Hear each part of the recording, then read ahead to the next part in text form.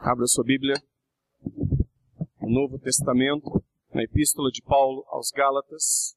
E se você esteve aqui há muitos meses atrás e tem a impressão que nós não avançamos em nada porque não saímos do verso 1, não se preocupe. É que nós estamos abordando vários aspectos que este verso traz para a nossa meditação.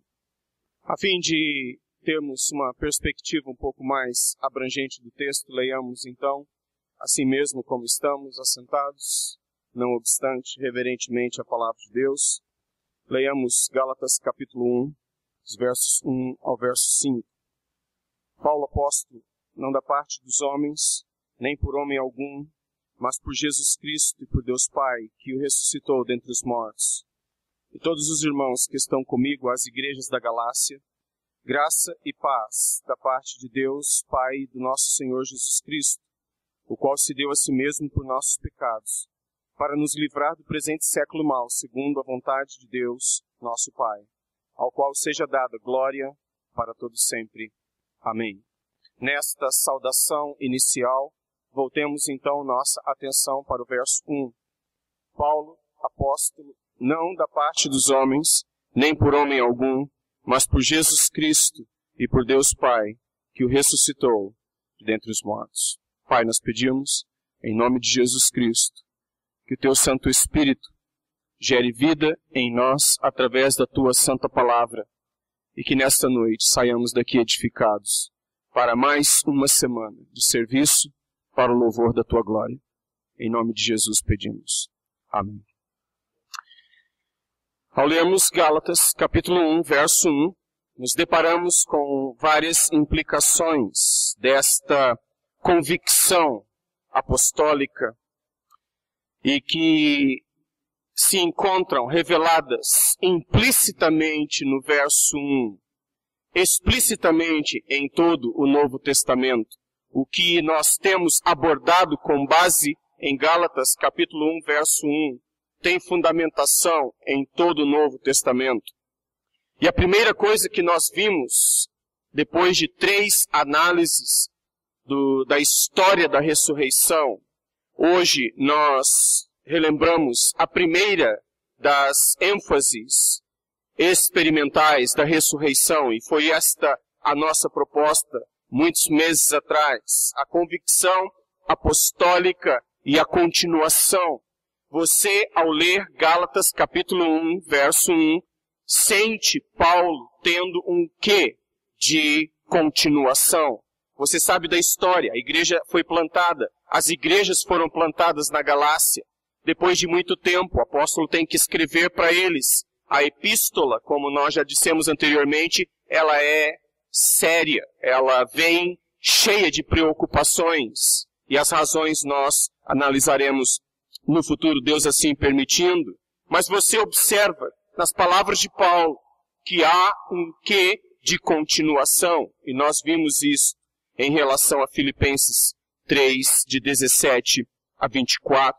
Em segundo lugar, nós analisamos a convicção apostólica e a capacitação acerca da qual ele faz referência em Gálatas 1, verso 1. Paulo, apóstolo, não da parte dos homens, nem por homem algum, mas por Jesus Cristo e por Deus Pai, que o ressuscitou de dentre os mortos. Observe que aqui Paulo fala de uma convicção apostólica e a sua capacitação que vem de Deus, não da parte dos homens, nem por homem algum. Esse aqui é alguém que fala de continuação e capacitação vindos do Senhor. Em terceiro lugar, nós vimos a questão da comprovação. Para Paulo, a continuidade e a capacitação, elas são resultados desta comprovação histórica acerca da ressurreição.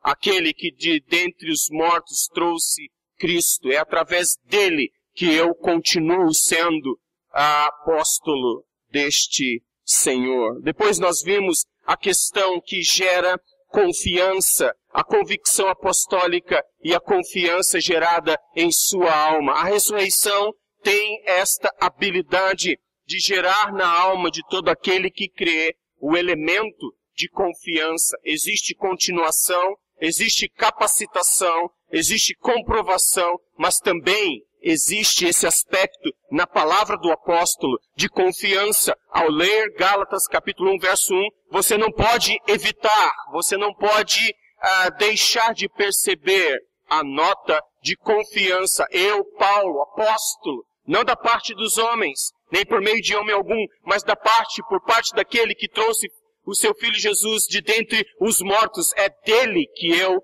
estou aqui falando, é por ele que eu estou ainda ministrando. Existe, então, nas palavras e na convicção apostólica, este elemento de confiança. Esta confiança não está nele. Esta confiança apostólica não é dele. Essa confiança vem desse poder que trouxe Cristo de dentre os mortos e que nele atua, como nós vimos em Romanos capítulo 8, verso 11, em nosso último encontro. Agora, nós falaremos sobre a convicção apostólica e a questão da coragem. E o tema para esta noite é a ressurreição de Cristo e a coragem cristã. E como nós precisamos de coragem para vivermos a vida cristã como Deus deseja. Paulo, apóstolo, não da parte dos homens, nem por homem algum, mas por Jesus Cristo e por Deus Pai, que o ressuscitou de dentre os mortos. Coragem para continuar, não obstante aquilo que está acontecendo. E agora então, eu quero remeter você à leitura de Atos dos Apóstolos. Abra sua Bíblia em Atos no capítulo 1. Antes de dizer a passagem, o verso específico, eu quero chamar sua atenção para alguns juniores que estão sentados aqui à frente. Ao contrário do que você esteja imaginando, não tem nenhuma bronca a caminho. Muito pelo contrário. Esses são juniores sendo treinados pela igreja a fazerem aquilo que alguns adultos e jovens não fazem. Prestar atenção no sermão, anotar o sermão, para que depois compartilhem com o pastor aquilo que aprenderam. Parabéns. Eu acredito que eles precisam de encorajamento. Acredito que eles podem ser aplaudidos. Eles têm entregue para mim toda semana. Podem ficar em pé. Acredito que a igreja precisa vê-los. Podem ficar em pé onde vocês estão. Já é a terceira ou quarta semana que eles me entregam o relatório dos sermões. Muito obrigado. Deus abençoe. Podem se sentar. Anotem bem o sermão e mostre para o restante como fazê-lo. Muito bem. Atos capítulo 1. E o verso 3. Frequentemente nós estamos pensando em Atos, capítulo 1, verso 8. O poder vem e nós estamos capacitados com coragem para pregar o Evangelho. Os primeiros apóstolos pregam a palavra e já se deparam com grande oposição, são presos, torturados e eles estão à meia-noite cantando louvores ao Deus que os salvou. E isto é coragem. Nós pensamos a partir de Atos capítulo 1, verso 8, como a evidência desta coragem. Porque uma coisa precisa ser respondida. O que fez com que aquele grupo de covardes que abandonaram Cristo na hora principal voltassem em questão de alguns dias, algumas semanas, a comporem o grupo mais revolucionário, talvez, da história que se tem conhecimento? De onde vem essa transformação? Se fosse a transformação de um indivíduo, a psicologia poderia explicar, mas a alteração de várias pessoas, dezenas delas, depois centenas delas, que num momento se acovardaram ao ponto de blasfemarem, negarem, deixarem Jesus, e no momento seguinte se tornam os pregadores que são acusados de colocarem o mundo de pernas para o ar. De onde vem essa mudança? Essa mudança não vem do vazio. Essa mudança tem uma raiz, ela tem uma origem. De onde vem a transformação de pessoas acovardadas no instante em tremendas mártires no momento seguinte. Dos 12 apóstolos, historicamente falando, apenas um teve o fim em termos naturais. Apenas um morreu de morte natural. Todos os demais foram executados. Todos os demais foram martirizados. De onde vem isso? De onde vem essa mudança? Psicologia? Jamais. Você pode alterar a mente de uma pessoa, mas de um grupo? Outra coisa. Quem consegue mudar um grupo tão eclético, tão variado, tão diferenciado, socialmente falando? Existem ricos e existem pobres. Do ponto de vista cultural, existem aqueles que mal sabem ler e escrever, existem aqueles que são doutores. Como que você consegue convencer um grupo que é tão eclético, socialmente falando, culturalmente falando, religiosamente, espiritualmente, nem preciso falar nada, nos mais variados patamares de maturidade? Como que de repente esse grupo, totalmente desfacelado, se torna o grupo mais ousado na história?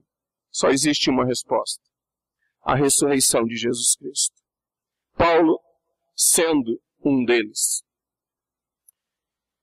Nós olhamos para Atos capítulo 1 e observamos a história da coragem desses homens e mulheres, pagando preço pela pregação do Evangelho. Focamos a partir do verso 8, mas preste atenção no verso 3, e é aqui que eu quero parar com os irmãos nessa noite. Atos 1, 3.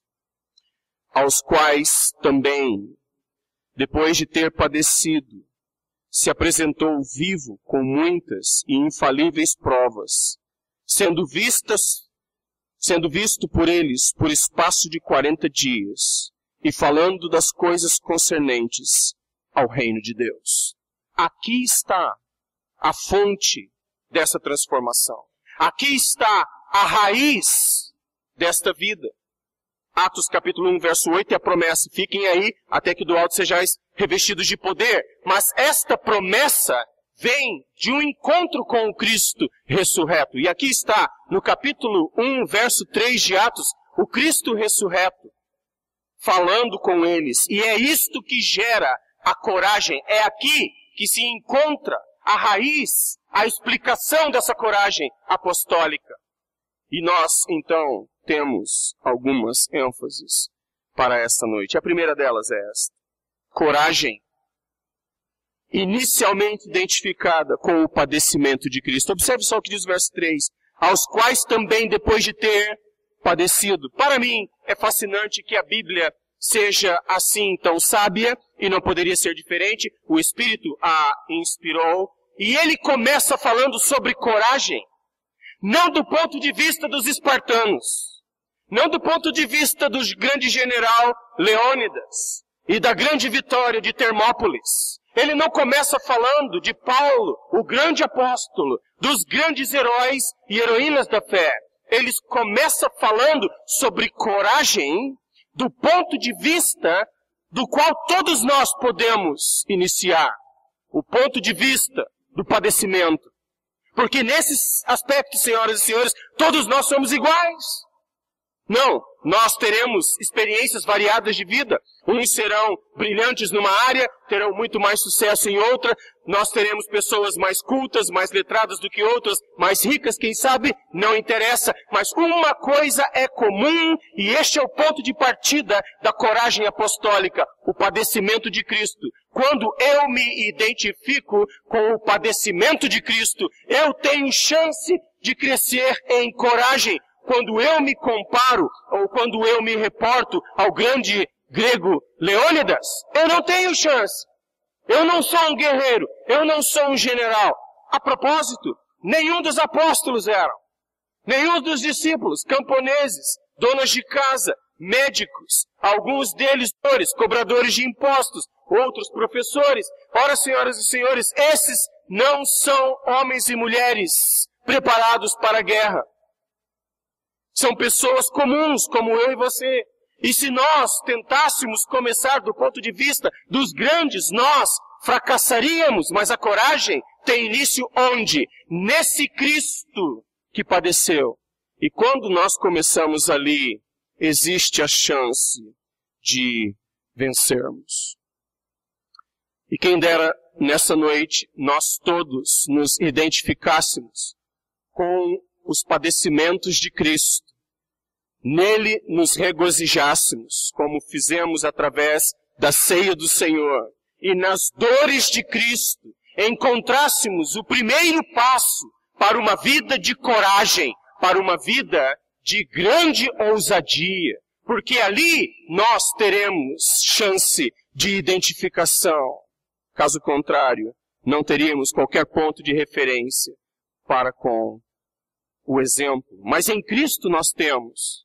E quando nós olhamos uns para os outros, nós estamos de comum acordo reconhecendo que todos nós somos fracos. Uns podem ser mais talentosos numa área ou noutra, todos nós temos talentos, todos nós temos os nossos valores, sem dúvida alguma, mas todos nós temos um ponto em comum, todos nós somos frágeis.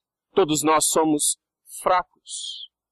E assim, temos um ponto em comum, de onde partirmos para encontrarmos coragem para esta vida. Coragem no padecimento de Cristo. Volte a Atos capítulo 1, verso 3. Aos quais também, depois de ter padecido, se apresentou vivo. Depois do padecimento, a glória da ressurreição, mas não antes disso. Somente depois do padecimento. Depois do sofrimento. E hoje, talvez, sofrimento para muitos de nós. Dores, sem dúvida alguma.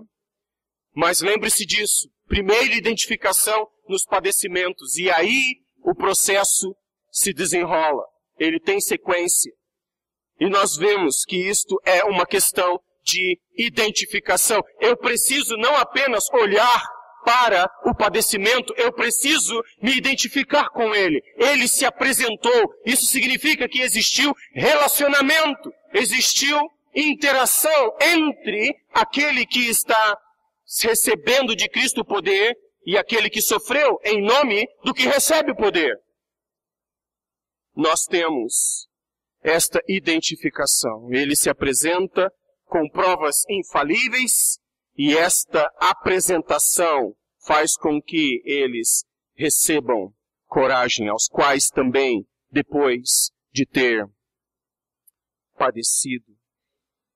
E é importante que nós lembremos os sofrimentos de Cristo, usados para a glorificação dele mesmo na história da redenção. Nós precisamos olhar através da ceia do Senhor, através da leitura da palavra de Deus, através da nossa experiência com ele e relembrarmos do sacrifício do padecimento de Cristo. Mas também é necessário olharmos para os sofrimentos de Cristo do ponto de vista dos nossos dramas pessoais, para a edificação nossa. Eu creio que o primeiro passo para uma vida ousada e corajosa é o reconhecimento dos nossos padecimentos, das nossas dores e das nossas aflições. Em segundo lugar, coragem na vivificação que Cristo traz. Observe só o verso. Aos quais também, depois de ter padecido, se apresentou vivo com muitas e infalíveis provas. Existe vivificação nessas palavras. E ele está dizendo, sendo visto por eles por espaço de 40 dias e falando das coisas concernentes ao reino de Deus. Vida transborda aqui. Esse verso está transbordando de vida. Ele, depois de ter padecido, em outras palavras, depois de ter sido morto e sepultado, ele se apresenta vivo como nunca. Existe coragem na vida cristã, porque esse Cristo que padeceu, ele vivifica através da vida que ele transmite aos seus no poder do Espírito. E nós precisamos desta mesma experiência hoje, como foi há tanto tempo atrás. Não somente a identificação com o padecimento, mas observe aqui a potencialização do que Cristo fará com esses que são, ou deixaram de ser, até pouco tempo, covardes, recentemente transformados. Existe potencial e Deus acredita o mais fascinante no livro de Jó, como eu já disse anteriormente, não é o fato de que o homem pode confiar em Deus como Jó confiava, mas é o fato de Deus confiar num pecador como Deus demonstrou. Ali está, talvez, o maior de todos os milagres, quando Deus diz, está vendo o meu servo? Nele eu confio, ele não me negará. Não é o milagre do homem confiando em Deus, é o sobrenatural de Deus confiando num verme, pecador miserável, e dizendo, ele me honrará, não obstante o que aconteça. Não, este é o milagre. Quando Deus potencializa a vida de um pecador. E o poder do Cristo ressurreto aqui, como vimos anteriormente, na pessoa do Espírito Santo, traz esta vida que vem da comunhão. Ele se apresentou com provas infalíveis. É vida, é fonte de vida, existe base histórica, é base relacional. E isto gera encorajamento. Senhoras e senhores, se você estivesse lá, não seria a mesma coisa? Tendo visto o homem ser crucificado e depois Deus trazendo-o de dentre os mortos, Deus homem, ressurreto de dentre os mortos, qual seria a nossa reação? Mas deixe-me dizer que esta pergunta ela é um pouco equivocada. Porque ela nos dá a impressão de que o aspecto fantástico do que aconteceu naqueles dias apostólicos está reservado somente para aquela data. Senhoras e senhores, o Espírito Santo veio, o Espírito Santo está conosco, e como nós vimos anteriormente, o poder que trouxe Cristo de dentre os mortos é o poder que atua hoje em mim e em você. Nós não temos qualquer razão bíblica para pensarmos de nós mesmos como sendo menos privilegiados ou tendo menos evidência do que os apóstolos há 2000 anos atrás. Se as nossas vidas hoje não estão cheias de vida, da vida de Cristo, se nós não expressamos a coragem que eles expressaram, alguma coisa está errada, não na história, não na revelação, mas em nossa experiência com Deus. Este é o ponto. Porque o Espírito Santo é o mesmo. O Cristo ressurreto é o mesmo. Nós temos o mesmo poder de fogo. Nós temos o mesmo acesso ao trono celestial. Não há diferença, senhoras e senhores. Jesus Cristo disse, Ele virá para fazer com que a minha presença seja tão real em todos os lugares onde a igreja estiver, como a minha presença é real entre vocês 12. Eu não posso estar com todos porque hoje eu estou encarnado. Eu tenho uma limitação geográfica, mas quando a terceira pessoa da Trindade vier, Ele é onipresente, Ele fará com que a minha pessoa seja real em todos os lugares. E nós temos acesso a esse Cristo vivo que gera coragem em função da vivificação que Ele mesmo produz em nós. Mas aqui Lucas, que é o médico, de acordo com a tradição, e também o historiador, ele está registrando para a nossa edificação, aos quais também, depois de ter padecido, se apresentou vivo, com muitas e infalíveis provas. Ora, esta é uma mente analítica.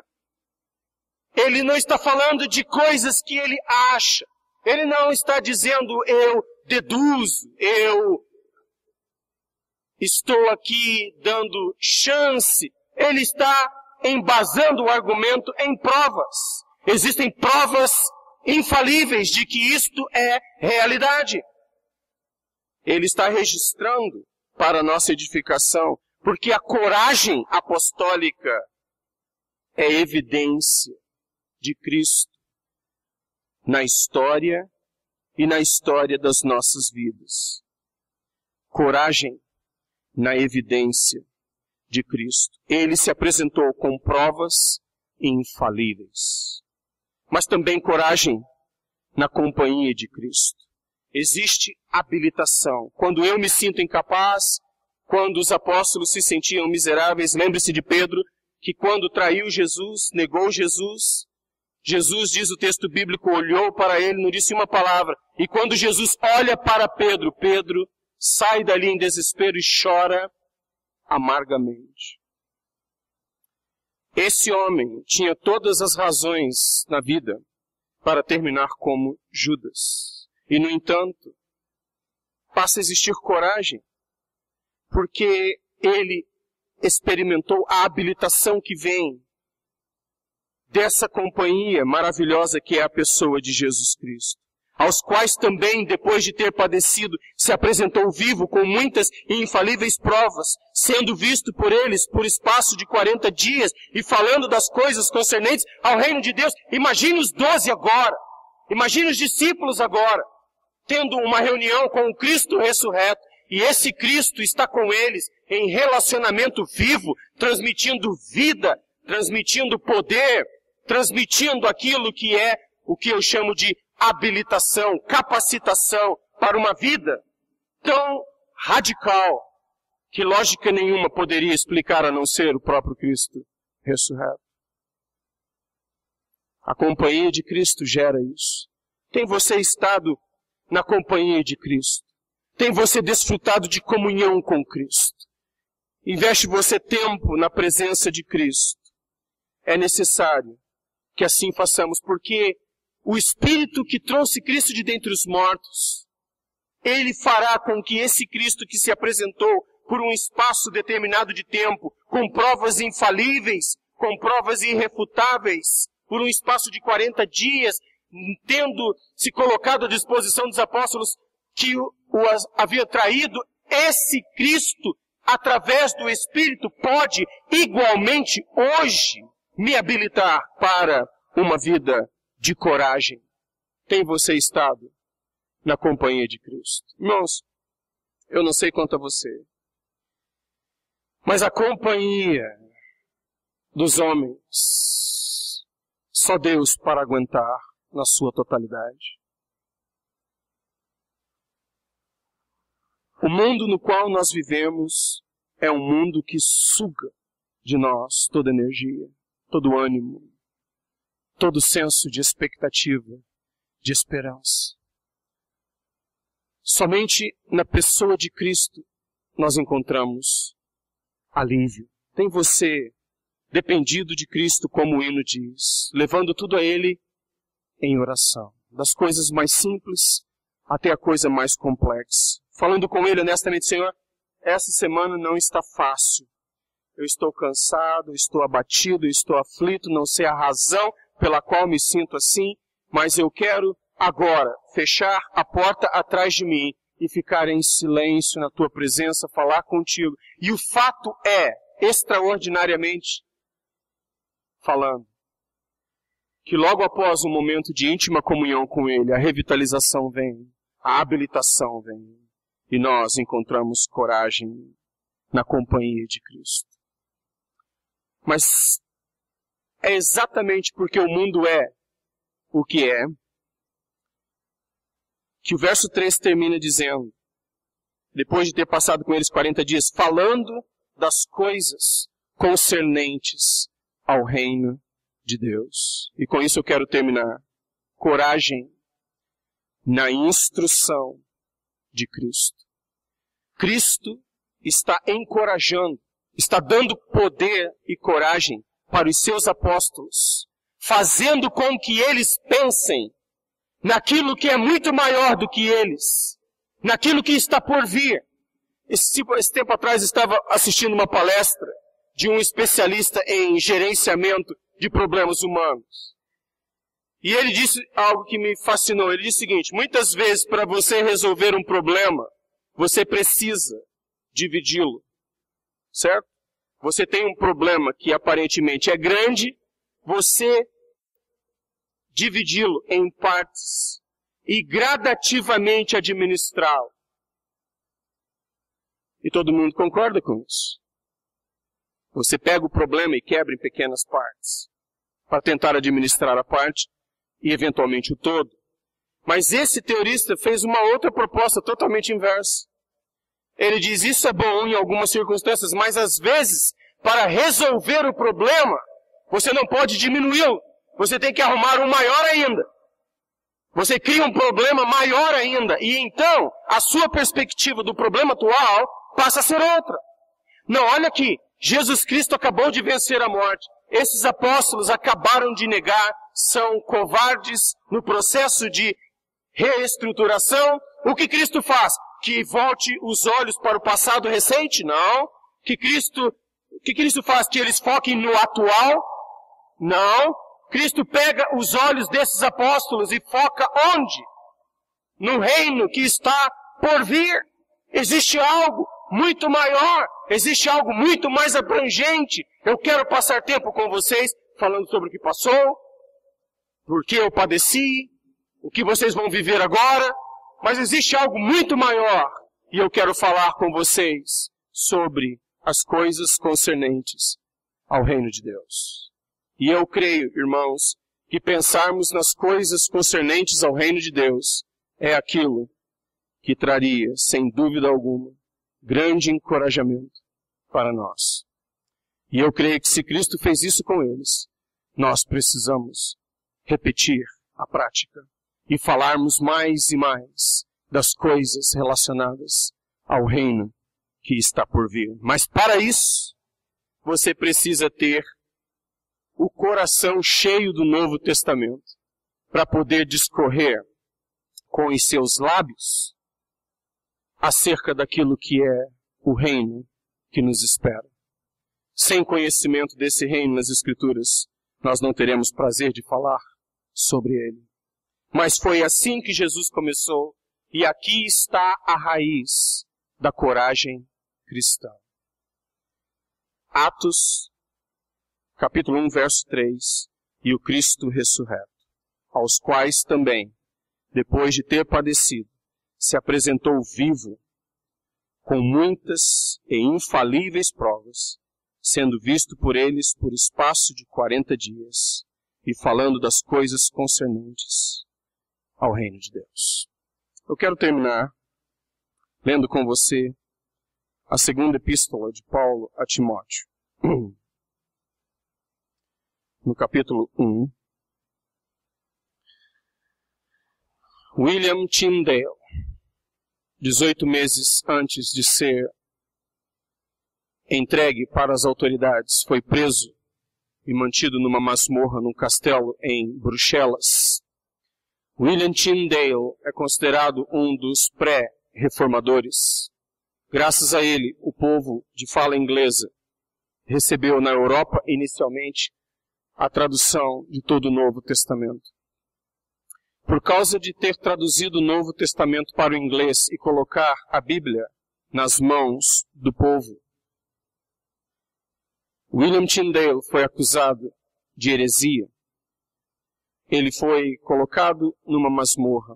Uma das cartas que ele escreve antes da sua execução, ela é, no mínimo, celestial. Ele pede alguns itens para o responsável do castelo e pela prisão. Ele pede que dos itens dele, que haviam sido confiscados, uma coberta lhe seja dada. Além dessa coberta, uma blusa, uma camisa feita de lã, para que ele pudesse suportar o rigor do inverno que estava por vir.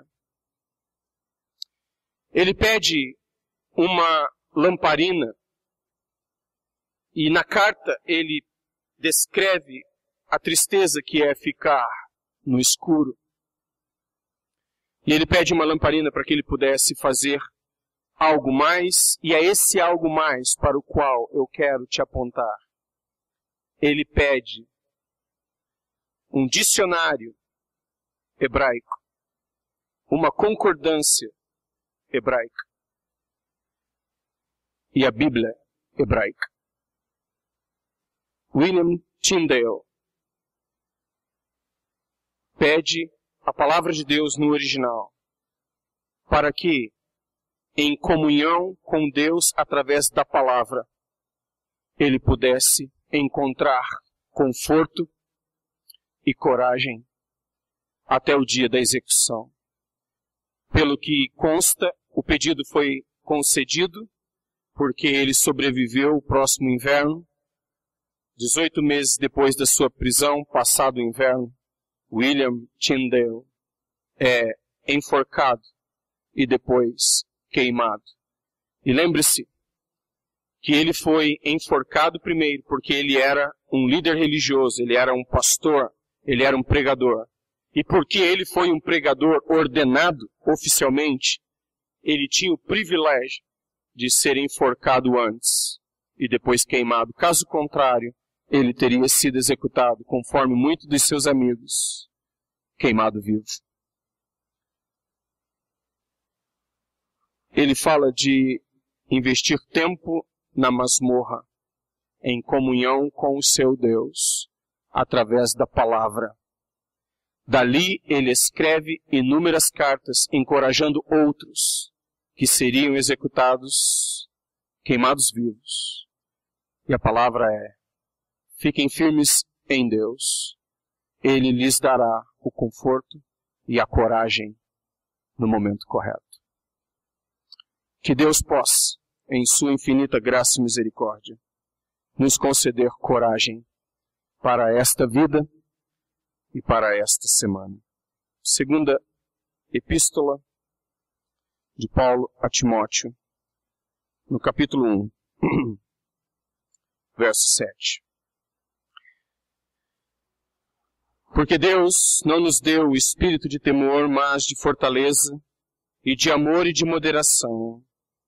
Portanto, não te envergonhes do testemunho de nosso Senhor, nem de mim, que sou prisioneiro seu.